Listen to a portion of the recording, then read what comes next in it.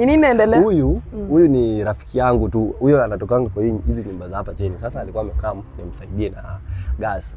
Yao Kwa hakuna gas. Azin yao. Mimi nimeuliza ni nini inaendelea kwa nyumba yangu. Ndio ndaka majibu, nipe majibu.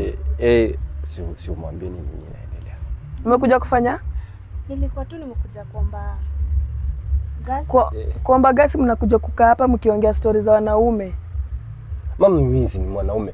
Azin kuna ile kitu yenye tulikuwa tunafanya shule ya practical. Gani hiyo yenye mimi sijaiona? Fallopian tube. Hakuna. Hapa kwa kiti yangu. Alafu mmekaa pamoja bibi na bwana. Mimi kwanza nataka mniambie nini inaendelea. Ndio inafanya yani mniambie vizuri niingie kwa kichwa changu vizuri. Ndio nikaenge nikijua ni nini inaendelea ndani ya hii nyumba. Nilikuwa nimekuja. We.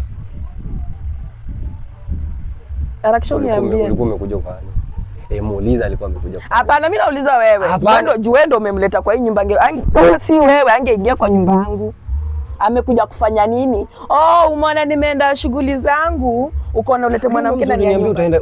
Unaenda chachi utarudi jioni. Masaa chachi iliisha. Leo sijaenda chachi, leo nilikuwa around, nilikuwa naongojea juu nasikianga tu kileta wasichana kwa hii nyumba. Sasa leo mimi na wewe. Na nimekuanga tu hapa kwa jirani kikusikia.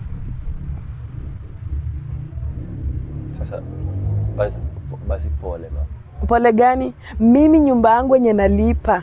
Wewe bado unalala kwa hii kiti yangu, bado nakulisha. Hata wewe mwenyewe hujaanza kufanya kazi. Ushaanza kutafuta wasichana ukiletea ndani ya nyumba. Mimi bado niko shule hivi. Shule gani? Mtu mwenye ako shule, huyu mtu ako shule.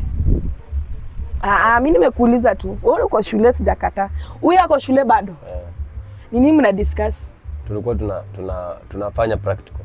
Practical vitabu zenyewe ziko? Si ile tu practical tulifunzwa. Hapana. Ilikuwa mimi nyumba yangu mimi siwezi kubali mwanaume. Hapana, ilikuwa mambo about ulikuwa unajua ile tu mambo tunafunzwa shule ya biology. Si unasikianga mwalimu akisema na ukanga bio.